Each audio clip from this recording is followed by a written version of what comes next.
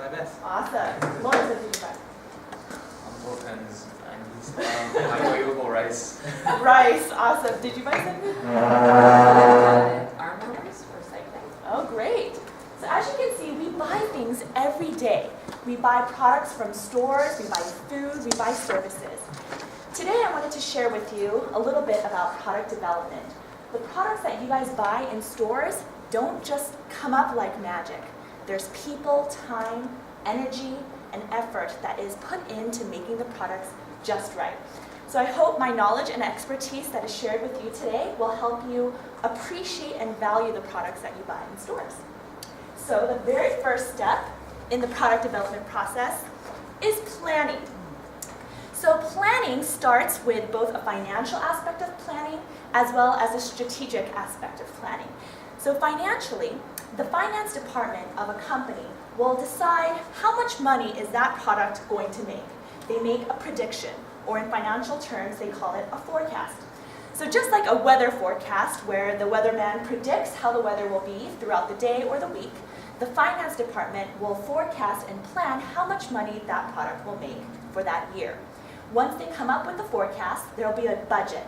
And with that budget, the team knows how much money they will be able to spend to create that product. So that's the financial aspect of planning. For strategic aspect, the sales team will evaluate the market. So they'll think to themselves, where am I going to sell this product? Am I going to sell it at Walmart, or will I sell it at Nordstrom's? It's a huge difference. The price will be different. The materials you use will be different. So they'll strategically plan where that product will be sold, the price of the product, and the final retail cost of when people are buying it. So the price has to match the value that the customer will receive. So that's planning. Once planning is complete, it's design. This is actually my favorite part. But this part can also be a little bit controversial because everyone has different opinions. So the design process starts with trend analysis and concepts. So the design team will go all around the world, to Paris, to Japan, anywhere they want, even their own backyard, to find inspiration for the design. So the design team will try to analyze where the trends are. What types of items, colors, fabrics, textures are famous in the marketplace right now, and what are people gravitating towards? So once they do the analysis, they'll put together boards with colors, fabrics, trends to determine how the designs will look. That's when the design team will start drawing things on the computer or with a sketchbook to finalize the design for the product. After they design, we go into production. So with all the designs that the designers have created, they'll start sampling in factories to make sure the design gets translated over to an actual product. This phase of the product development process can be slightly litigious because everyone has different opinions and they get a little sensitive. So the design team and the product development team will fight and argue a lot about the final product. The designers are usually never happy with the sample that comes out because in their minds they have a great vision for the product. Usually the samples don't turn out as great as their imagination. So once you evaluate the sample, you look at the colors to see if it matches the design. You look at the fabrics to make sure this is the quality product that you want in stores. Once everyone agrees with the final sample, you send that over to the factories and say, this is the final product we want.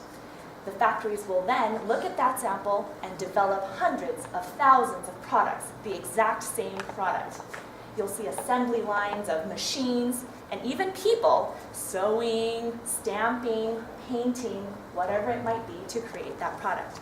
So if you look at, let's say this helmet right here, in order to make that helmet would have had to go through all three of these processes that I have explained, both planning, design, and production, in order to create that one wonderful motorcycle helmet. I don't know if that's custom made, but no? Okay. There's probably hundreds or thousands of the same motorcycle helmet out there in the world, but it all had to go through this long process to create it. So I hope that this explanation of the product development process gave you a little bit of a glimpse of how much time, energy, people, and effort it took to make that one motorcycle helmet. And the next time you guys walk into stores and see a product on shelf, I hope that once you buy a product and use it, you can come to value all the efforts that it took to get there. Thank you.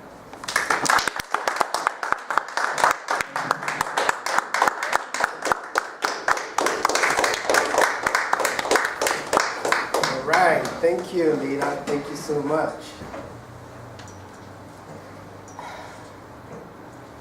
Let us have some feedback from the audience.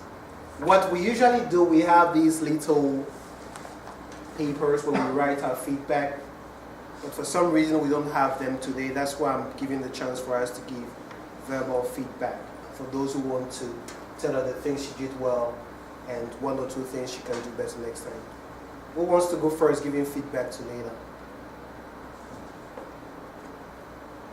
I can see you want to talk. Really? That was very good. I enjoyed it.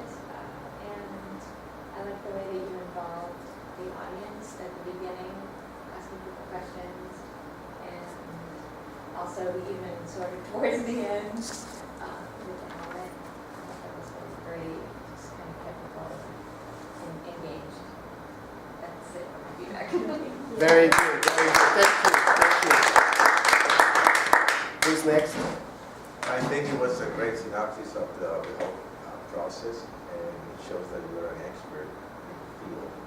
And the thing I liked the most was you could explain it to a layman, and whoever listened to the presentation would understand, even without having any technical knowledge of your expertise. It was very good. Yeah. One more person to give feedback. Thank you, Bruno. Overall, I think it was great. The more I listen to you, the better you flow. There's one thing though. You were speaking a little bit too quick, too fast. So if you would have taken your time, maybe some pauses, it would have be presented more.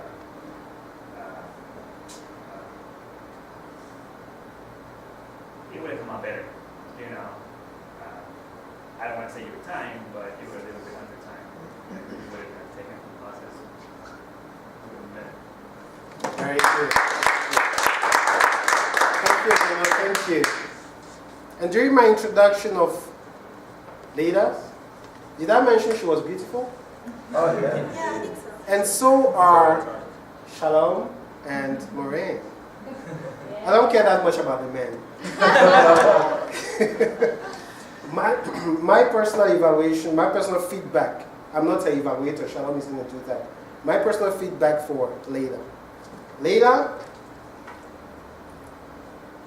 remember this, when you are giving such a presentation, it's a bit technical, even though you give very specific steps and even a layman could understand. To take it to the next level, do this. Before you begin, ask the audience, for example, how many of you want to make X amount of money in the next 6 months or 12 months? My company did that when we launched this product. Let me tell you about the steps to launch a product, taking it from your mind to the physical object. Then people are like, I want to hear how to do this. I want to know. Tell me. You see that? That is taking it to the next level. Otherwise, it's just speaking to practice speaking. But you always want to have that at the back of your mind. How do I take this presentation to the next level? That would do it. The next item was on my list. You did not look at me.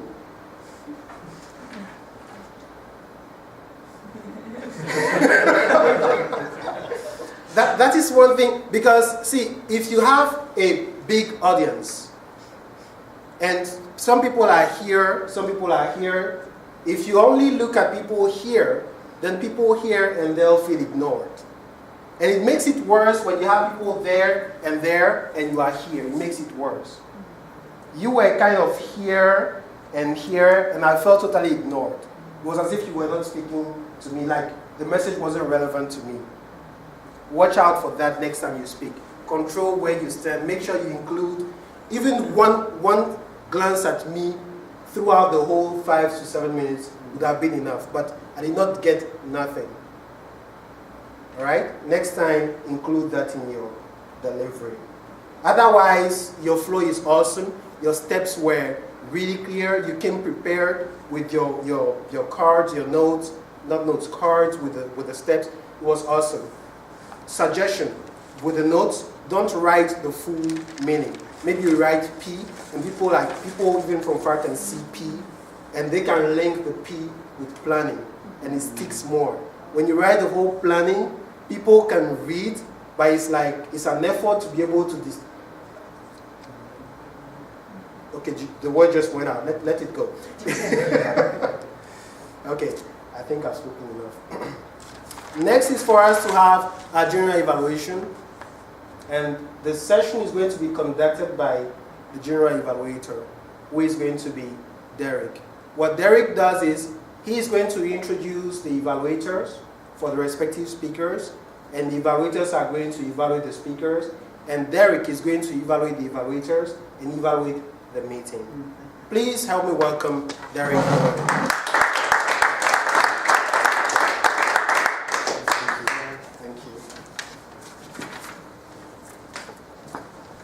Madam President, Shalom, Toastmaster Leila, members,